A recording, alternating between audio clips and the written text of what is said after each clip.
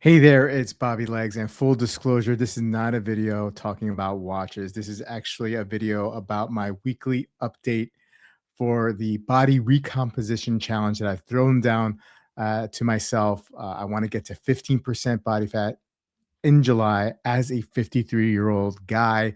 Right now, I'm around 19.9% body fat, but we're going to get into some of the stats in that in a little bit. I'm going to show you some pictures and we're going to talk about the weight loss, the fat loss later on in the video. I first want to address something that I mentioned in my first video, and that was in regards to me focusing on protein.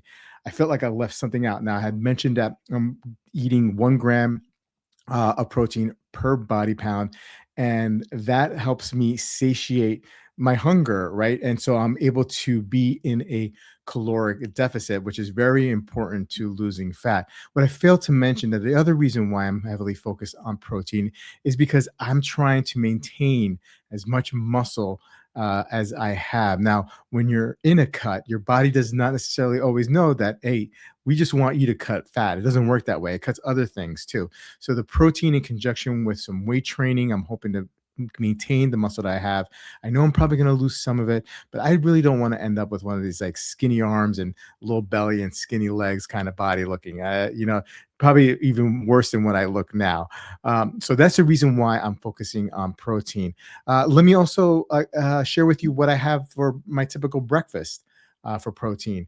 I usually start off in the mornings with a serving of Greek yogurt, which is I think 3/4 of a cup as per the container that I'm getting. I'm eating Chobani, and it's a 20 gram zero sugar. So that has about 20 grams per serving, right?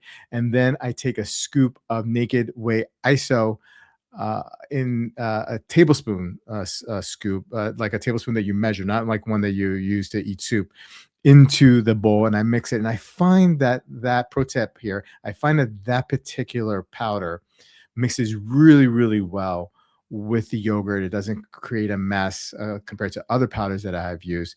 I also throw some chia seeds in there, a tablespoon of that, and I'll put all the calories and the macros of this breakfast there, and some cinnamon, and I'll throw in maybe like a half cup of blueberries or raspberries if I have it. Raspberries are a really good source of fiber. We know about blueberries being great for antioxidants and whatnot. Also drink a Fairlife protein shake, 30 grams. I really like this brand Fairlife. You can get it at Costco. The taste is good. It doesn't taste like, it doesn't have like a bad aftertaste at all.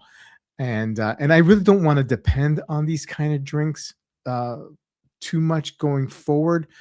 Maybe while I'm in a fat cut, because I'm trying to get as much protein as I can. But when I get out of that cut and add calories in and try to keep a maintenance and grow muscle, I'll rely more and more on animal sources. I'll probably take down the protein and add and more carbs to it, so I have the energy to move heavier weight.